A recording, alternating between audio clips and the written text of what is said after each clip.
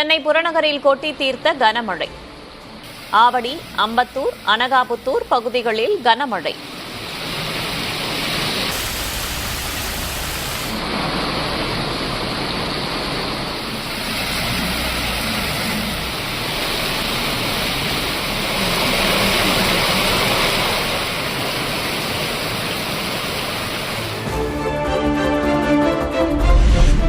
கோவை மற்றும் நீலகிரி மாவட்டங்களில் வரும் 24, 25ஆம் தேதிகளில் கனமழை பெய்யும். இதர மேற்கு தொடர்ச்சி மலை மாவட்டங்களில் மிதமான மழை பெய்யக்கூடும் எனவும் கணிப்பு.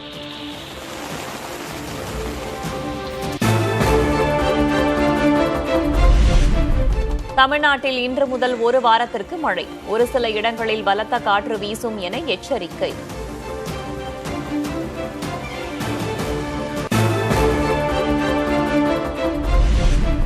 உள் தமிழகத்தில் வெப்பநிலை உயரக்கூடும் என வானிலை ஆய்வு மையம் அறிவிப்பு. அதிகபட்ச வெப்பநிலை இயல்பை விட 2 முதல் 3 டிகிரி செல்சியஸ் அதிகமாக பதிவாகும் என தகவல்.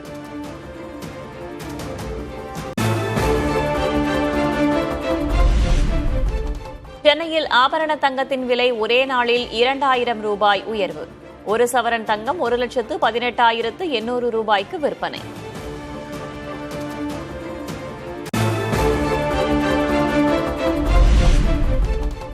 சென்னையில் வெள்ளியின் விலை ஒரே நாளில் கிலோவுக்கு 10,000 ரூபாய் உயர்வு. 1 கிராம் 270 ரூபாய்க்கும் 1 கிலோ 2,70,000 ரூபாய்க்கும் விற்பனை.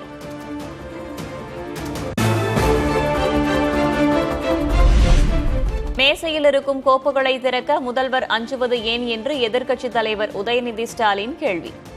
எதற்காகவோ காலம் தாழ்த்துவதாகவும் விமர்சனம். அந்த ஃபைல்ஸை நாங்கள் கேட்டுக்கொள்வது, தயவு செய்து அவர் தொடர்ந்து பார்க்க வேண்டும். அதன் மீது அவர் ஆக்ஷன் எடுக்க வேண்டும். எதற்காக பயப்படுறீங்க, எதற்காக காலம் தாழ்த்துறீங்க, இதையே 3 மாசமா சொல்லிட்டு இருக்கிறீங்க.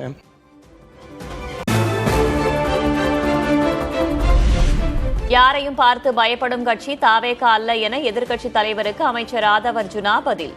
தைரியம் இருந்திருந்தால் திமுக ஆட்சியில் சட்டமன்ற நிகழ்வுகளை நேரலை செய்திருக்கலாம் எனவும் பேச்சு. சாவே பார்த்த திமுக இயக்கத்தை தனி பெரும் கட்சியாக எங்களோட தலைவர் வெற்றி பெற்று இந்த தேர்தலில் தாவேக்கான என்னன்னு காமிச்சிருக்கோம். அதனால எங்களுக்கு எந்த பயமும் கிடையாது. நீங்க 25 வருஷத்துக்கு மேல ஆட்சியில் இருக்கீங்க. ஏன் தைரியம் இருந்தா லைவ் போடல? நீங்க இது வரைக்கும் உங்ககிட்ட நேர்மையான வெளிப்படை தன்மையான சட்டமன்றத்தை நடத்தக்கூடிய தைரியம் திமுக இது வரைக்கும் இருந்தது இல்லை. திமுக ஆட்சியில்தான் கேள்வி நேரம் நேரலை செய்யப்பட்டதாக எதிர்க்கட்சித் தலைவர் உதயநிதி பதில். தற்போது நேரலை செய்துவிட்டு பேசுவதை அவை குறிப்பிலிருந்து நீக்குவதாகவும் கருத்து. சட்டமன்ற வரலாற்றில் முதன்முறையாக நேரலை செஞ்சது திராவிட மாடல் அரசு, எங்களுடைய தலைவர் அவர்கள் தான். இப்போ நீங்க எல்லா நிகழ்ச்சியும் லைவ் பண்றீங்க. இந்த பிரச்சனையை தான் உங்ககிட்ட சொல்றேன். லைவ் பண்றதுனால என்னென்ன பிரச்சனைகள் வருது என்பதை உங்களோட கவனத்துக்கு கொண்டு வரேன். நீங்க அவை குறிப்பிலிருந்து நீக்கிறேன் நீங்க நீக்கிட்டே இருக்கீங்க. ஆனா எல்லாமே அங்க ரீல்ஸாக மாற்றப்பட்டு அங்க போய் கொண்டிருக்கிறது. சட்டமன்ற அவை குறிப்பிலிருந்து நீக்கப்படும் பேச்சுகள் ரீல்ஸாக வெளியிடப்படுவதாக உதயநிதி ஸ்டாலின் குற்றச்சாட்டு. நீக்கப்பட்ட பகுதிகளை ஒளிபரப்பு செய்தது கவனத்திற்கு கொண்டுவரப்பட்டால் உரிமை மீறல் நடவடிக்கை எடுக்கப்படும் என சபாநாயகர் உறுதி. இப்போ நீங்க எல்லா நிகழ்ச்சியும் லைவ் பண்றீங்க. இந்த பிரச்சனையை தான் உங்ககிட்ட சொல்றேன். லைவ் பண்றதுனால என்னென்ன பிரச்சனைகள் வருது என்பதை உங்களோட கவனத்துக்கு கொண்டு வரேன். நீங்க அவை குறிப்பிலிருந்து நீக்கிறேன் நீங்க நீக்கிட்டே இருக்கீங்க. ஆனா எல்லாமே அங்க ரீல்ஸாக மாற்றப்பட்டு அங்க போய் கொண்டிருக்கிறது. திராவிட முன்னேற்ற கழகத்தின் சார்பில் ஒரு மீடியா இங்கே நீக்கப்பட்டதை வைத்து அவர் சித்திரம் வெளியிட்டுக் கொண்டிருக்கின்றார்கள். அதை பற்றி உரிமை குழுக்கு அனுப்ப வேண்டும் என்று ஒரு கடிதம் கூட நீங்கள் கொடுத்திருக்கின்றீர்கள். அப்படி நீக்கப்பட்ட பிரச்சனை குறித்து எந்தெந்த மீடியாவில் வந்திருக்கிறதோ நீங்கள் கவனத்துக்கு கொண்டு வாருங்கள். அவர் மீது உரிமை குழு நிச்சயமாக அனுப்பி நடக்க வேண்டும். இந்த அவையின் சார்பாக நான் தெரிவித்துக் கொள்கிறேன். தமிழக அரசு கொடுக்கும் கார் திமுக உறுப்பினர்களுக்கு வேண்டாம் என அறிவிப்பு. அரசின் நிதி நிலைமைக்கு கூடுதல் சுமை ஏற்படும் என்பதால் இந்த முடிவு என உதயநிதி ஸ்டாலின் விளக்கம். திராவிட முன்னேற்ற கழகத்தைச் சேர்ந்த 59 சட்டமன்ற உறுப்பினர்கள் இவ்வாகனங்களை பெறுவதில்லை என்று முடிவெடுத்துள்ளோம். மாண்புமிகு சட்டமன்ற உறுப்பினர்கள் தங்களது தேர்தல் வேட்பு மனுவில் குறிப்பிட்டுள்ள பொருளாதார சூழலை கவனத்தில் கொண்டு பொருளாதாரத்தில் நலிவடைந்துள்ள உறுப்பினர்களுக்கு மட்டுமே இந்த அறிவிப்பின் கீழ் வாகனம் வழங்க வேண்டும் என்பதை இந்த அரசினுடைய கவனத்திற்கு தாங்கள் எடுத்து செல்ல வேண்டும் என்று கேட்டுக்கொள்கின்றேன். அமைச்சர்களுக்கும் எம்எல்ஏக்களுக்கும் எந்த பாகுபாடும் இருக்கக்கூடாது என்ற எண்ணத்தில்தான் கார் வழங்க முடிவு. மக்களை இடையூறின்றி சந்திக்கவே முதல்வர் இந்த உத்தரவை பிறப்பித்துள்ளதாகவும் அமைச்சர் ஆதவ் விளக்கம். அமைச்சர்களுக்கு எந்த உரிமை இருக்கிறதோ அதே மாதிரி சட்டமன்ற உறுப்பினர்களுக்கும் கடமையும் பொறுப்பும் இருக்கிறது. அதுக்குதான் நாங்க பதிவு பண்றோம். இது ஆடம்பரம் அல்ல. ஒவ்வொரு சட்டமன்ற உறுப்பினர் மக்களை போய் சந்திக்க வேண்டும் என்ற எண்ணத்தில் தான் மாண்புமிகு முதலமைச்சர் இந்த காரை அனௌன்ஸ் பண்ணியிருக்காரு. மக்களை சந்திக்க வேண்டும், இதுதான் முக்கிய கோரிக்கை. திமுக ஆட்சியில் ஒன்றிய தலைவர்களுக்கு கார் வழங்கப்பட்டதாக அமைச்சர் ஷாஜகான் பேச்சு. கிராமங்களுக்கு சென்று நேரடி நிர்வாகத்தை மேற்கொள்ள வேண்டியிருப்பதால் தான் கார் வழங்கப்பட்டதாக முன்னாள் அமைச்சர் KN நேரு விளக்கம். டாக்டர் கலைஞர் கருணாநிதி அவர்களால் 300க்கும் அதிகமான யூனியன் சேர்மன்களுக்கு அரசு சார்பில் வாகனம் வழங்கப்பட்டுச்சு. இது ஒன்றும் புதுசு இல்லை. அப்போலாம் நிதி நிலைமை அப்பவும் இப்படிதான் இருந்தது. சிறுபான்மைத்துறை அமைச்சர் அவர்கள் சொன்னார், சேர்மனுக்கெல்லாம் தலைவர் கலைஞர் கார் கொடுத்தார். சட்டமன்ற உறுப்பினருடைய பணி வேறு, உள்ளாட்சி பிரதிநிதிகள் உள்ளாட்சியிலே தலைவராக இருக்கிறவருடைய பணி வேறு. அவங்க நேரடியாக ஒவ்வொரு இடத்துக்கும் சென்று பார்க்க வேண்டும்.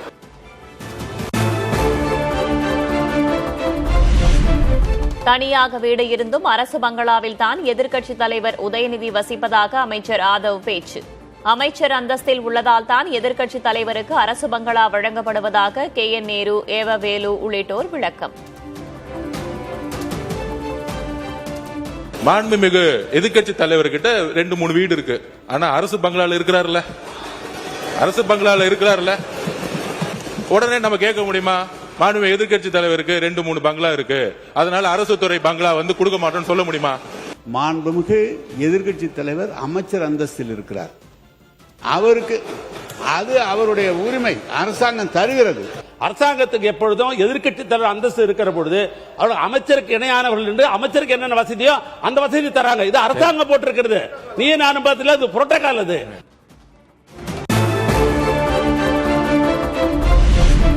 சட்டமன்றத்தில் அமைச்சர் நிர்மல்குமார், எதிர்க்கட்சித் தலைவர் உதயநிதி இடையே வார்த்தை மோதல்.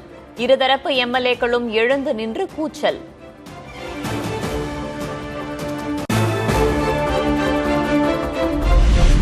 எதிர்க்கட்சித் தலைவர் பேசிக் கொண்டிருக்கும் போது திடீரென அமைச்சர் எழுந்து பேசுவது மரபா? எதிர்க்கட்சித் தலைவருக்கான மரியாதையை சபையில் தர வேண்டும் என்று வலியுறுத்திய ஓ பன்னீர்செல்வம். LOP அவர்களுக்குரிய மரியாதையை இந்த அவை கண்டிப்பாக நீங்கள் தர வேண்டும். LOP நீங்கள் அழைக்கிறீர்கள், அவர் பேசிக் கொண்டிருக்கிறார். சடார்னு பொதுப்பணித்துறை அமைச்சர் எதிர்த்து உள்ள கூறுகிறார், உங்களுடைய அனுமதி கேட்கிறார். இதெல்லாம் எந்த விதத்தில் நியாயம்?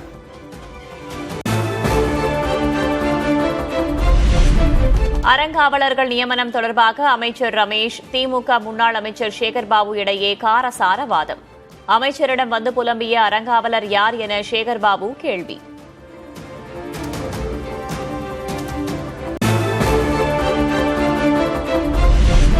அறநிலையத்துறைக்கான அறிவிப்புகளை வெளியிட்ட அமைச்சர் ரமேஷ். காமராஜர் பிறந்த நாளன்று முக்கிய கோவில்களில் சிறப்பு வழிபாடு மற்றும் பொது விருந்து நடத்தப்படும் என அறிவிப்பு. பள்ளி குழந்தைகளின் பசிப்பினியை போக்கிய பெருந்தலைவர் காமராஜர் அவர்களின் பிறந்த நாளான ஜூலை 15ஆம் நாள் ஆண்டுதோறும் முக்கிய திருக்கோயில்களில் சிறப்பு வழிபாடு நடத்தப்பட்டு பொது விருந்து அளிக்கப்படும் என்பதை இந்த நேரத்தில் மகிழ்ச்சியோடு தெரிவித்துக் கொள்கிறோம்.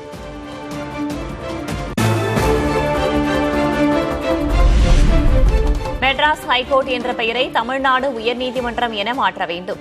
சட்டமன்றத்தில் அதிமுக எம்எல்ஏ CV சண்முகம் வலியுறுத்தல். மெட்ராஸ் ஹைகோர்ட் இன்று வரை மெட்ராஸ் ஹைகோர்ட் என்றுதான் சொல்லப்படுகிறது.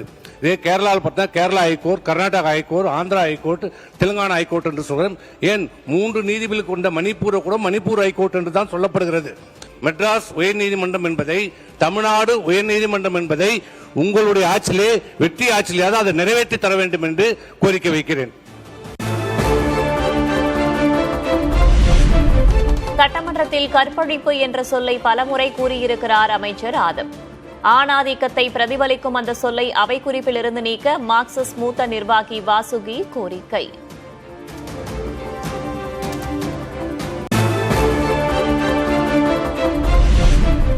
மகாபலி மன்னர் மக்களுக்கான நல்லாட்சியை வழங்கியது போன்று தமிழ்நாட்டில் ஊழலற்ற தூய்மையான ஆட்சி நடக்கிறது. சென்னையில் நடந்த ஓணம் பண்டிகை விழாவில் காங்கிரஸ் எம்பி பிரவீன் சக்கரவர்த்தி புகழாரம்.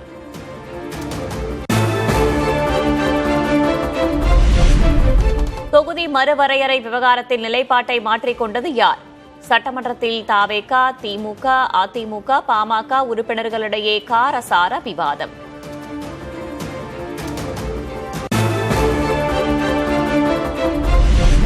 மொத்த எம்பிக்கள் எண்ணிக்கை 543 என்றுதான் இருக்க வேண்டும் என்பதை முதல்வர் வலியுறுத்தவில்லை. தொகுதி மறுவரையறை தொடர்பாக தென்மண்டல கவுன்சிலில் முதல்வர் விஜய் பேசியதை சுட்டிக்காட்டிய எதிர்க்கட்சித் தலைவர் உதயநிதி. நேற்றைக்கு நடந்த அந்த கூட்டத்தில் முதலமைச்சருடைய உரையில் இந்த 543 எம்பி சீட்டை ஃப்ரீஸ் பண்ண வேண்டும் அப்படின்னு எந்த இடத்துலையுமே இடம்பெறவில்லை என்பதை இந்த அவையினுடைய கவனத்திற்கு நான் எடுத்து வருகின்றேன். தொகுதி மறுவரையறை விவகாரத்தில் தவேக தனது நிலைப்பாட்டில் உறுதியாக உள்ளது. சட்டமன்றத்தில் அமைச்சர் ஆதவர்ஜுனா மீண்டும் திட்டவட்டமாக பதிவு. தீர்மானத்தில் என்ன நிறைவேற்றமோ அரசும் முதலமைச்சரும் அதில் உறுதியாக இருக்கிறார். ஃபேர் டீலிமிட்டேஷன் தேவையில்லை, ஃப்ரீஸ் டீலிமிட்டேஷன் தான் தேவை. அடுத்த 25 வருஷங்களுக்கு ஒரு தனி சட்டம் கொண்டு வந்து உருவாக்கணும். இந்த சட்டமன்றத்தில் நம்ம எடுத்த தீர்மானத்தில் மாண்பு முதலமைச்சரும் சரி, இந்த அரசும் சரி உறுதியாக இருக்கிறதை இந்த அவையில் நாங்கள் பதிவு செய்கிறோம். தொகுதி மறுவரையறை கொண்டு வந்தால் தமிழகத்தில் எம்பிக்களின் எண்ணிக்கை 59 உயரும். எம்பிக்களின் எண்ணிக்கையை உயர்த்தும் வாய்ப்பை பயன்படுத்திக் கொள்ள வேண்டும் என்றும் பாஜக எம்எல்ஏ போஜராஜன் பேச்சு. நமக்கு இப்ப 50% ஆகும்போது 59 உறுப்பினர்கள் வருவார்கள். ஏற்கனவே இருக்கிற பெர்சன்டேஜ் 7.8 இருந்து அதிகமாக நமக்கு கிடைக்கும். அந்த வாய்ப்பை நல்ல முறையிலே நாம் பயன்படுத்திக் கொள்ள வேண்டும் என்பதை மட்டும் மத்திய உள்துறை அமைச்சர் அவர்கள் விளக்கமாக சொன்னதை இந்த சபையிலே நாம் பகிர்ந்து கொள்கின்றேன்.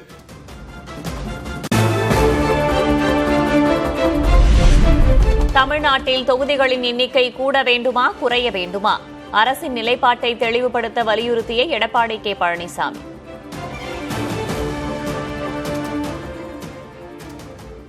இது சட்டம், சட்டப்படி தான் நடக்கும். ஏன்னா 2026 டிசம்பரோட முடியுது. அப்போ இதுக்கு ஏதாவது ஒரு சொல்யூஷன் கிடைக்கலனா புதிய மக்கள் தொகை கணக்கெடுப்பு தான் வரும். நீங்க குறையும் நினைக்கிறீங்களா, அதிகப்படுத்துன்னு நினைக்கிறீங்களா? அதை முதல்ல சொல்லுங்க. இருக்கிற நாடாளுமன்ற உறுப்பினரோட குறையுதா இல்லை அதிகப்படுத்தணுமா? அதுக்கு முதல்ல நீங்க தெளிவுபடுத்துங்க.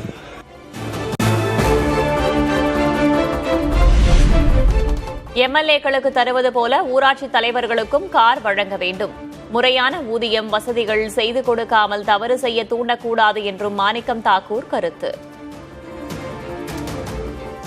சட்டமன்ற உறுப்பினராகவும் நாடாளுமன்ற உறுப்பினராகவும் கவுன்சிலராகவும் ஆகிறவங்களுக்கு சரியா நான் பணம் கொடுக்கலனா அவனை தப்பு பண்ண சொல்ல போறீங்கன்னு அர்த்தம். சட்டமன்ற உறுப்பினர்களுக்கு கொடுக்கிற வசதிகளை நம்ம குறை சொல்வது என்பது நியாயம் இல்லைன்னு நினைக்கிறேன். என்னைய பொறுத்த வரைக்கும் ஊராட்சி மன்ற தலைவர்கள் வரைக்கும் இந்த இதை கொடுக்கணும். இருசக்கர வாகனம் வழங்க கோரி விழுப்புரம் ஆட்சியர் அலுவலகத்தில் ஊராட்சி மன்ற தலைவர்கள் மனு.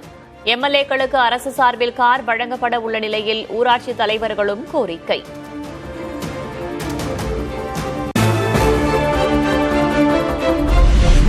இடதுசாரிகளை குறிவைக்கும் சுற்றறிக்கை முதல்வர் அனுமதியோடு வெளியிடப்பட்டதா என மார்க்சிஸ்ட் கம்யூனிஸ்ட் கட்சி கேள்வி.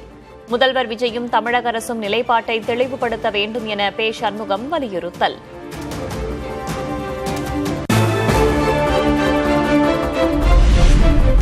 தலைமைச் செயலரின் சித்தாந்த சாய்மானம் அம்பலமாகிவிட்டதால் அவரை பதவியிலிருந்து நீக்க வேண்டும் என்று சிபிஎம் வலியுறுத்தல்.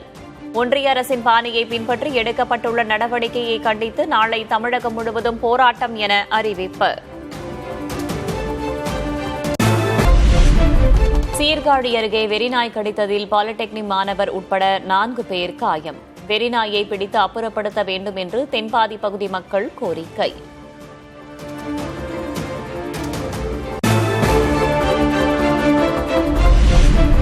நீலகிரி மாவட்டம் கூடலூர் அருகே தேயிலை தோட்டத்தில் புலி தாக்கி மேலும் ஒருவர் உயிரிழப்பு. 15 நாட்களில் 2 பேரை புலி தாக்கி கொன்றதாக கூறி உடலை எடுக்க விடாமல் கிராம மக்கள் போராட்டம்.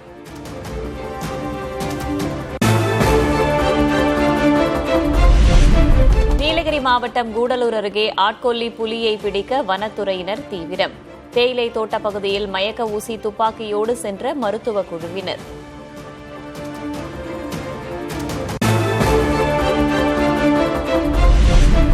தமிழ்நாட்டில் பொறியியல் கலந்தாய்வின் 3வது சுற்று முடிவில் 68,640 மாணவர்களுக்கு தற்காலிக இடஒதுக்கீடு. நாளை மாலை 5 மணிக்குள் ஒதுக்கப்பட்ட இடத்தை மாணவர்கள் உறுதி செய்ய வேண்டும் என உத்தரவு.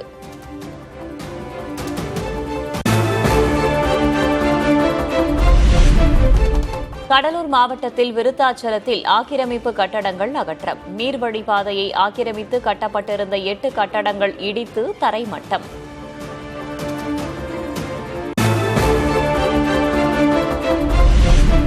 திருப்பூரில் கூட்டுறவு சங்க கடன் வழங்க 45,000 ரூபாய் லஞ்சம் பெற்றதாக புகார். கூட்டுறவு சங்க செயலர் உட்பட 3 பேர் கைது.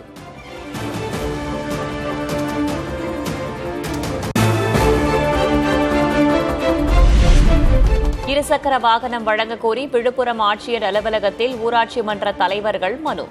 எம்எல்ஏக்களுக்கு அரசு சார்பில் கார் வழங்கப்பட உள்ள நிலையில் ஊராட்சி தலைவர்களும் கோரிக்கை.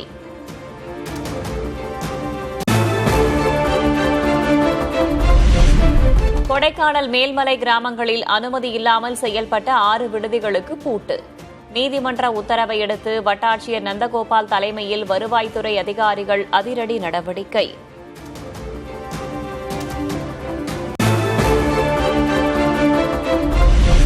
கொடநாடு கொலை கொள்ளை வழக்கில் குற்றம் சாட்டப்பட்ட 8வது நபர் திடீர் மரணம்.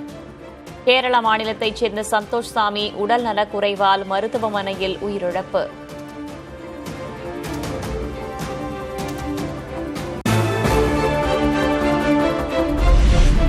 சேலம் தாரமங்கலம் அருகே ஏரியில் தவறி விழுந்த 4 வயது சிறுமி உயிரிழப்பு. பேத்தியை காப்பாற்ற முயன்ற பாட்டியும் உயிரிழந்த சோகம்.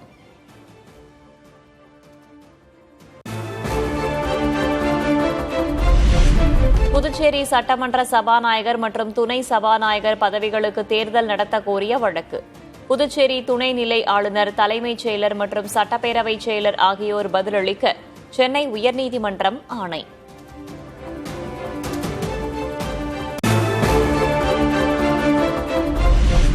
குமரி மாவட்ட பள்ளி மற்றும் கல்லூரிகளில் களை கட்டிய ஓணம் பண்டிகை கொண்டாட்டம்.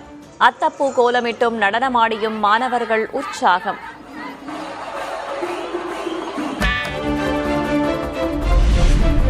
பழனி தண்டாயுதபாணி கோவில் உண்டியல் காணிக்கை எண்ணும் பணி.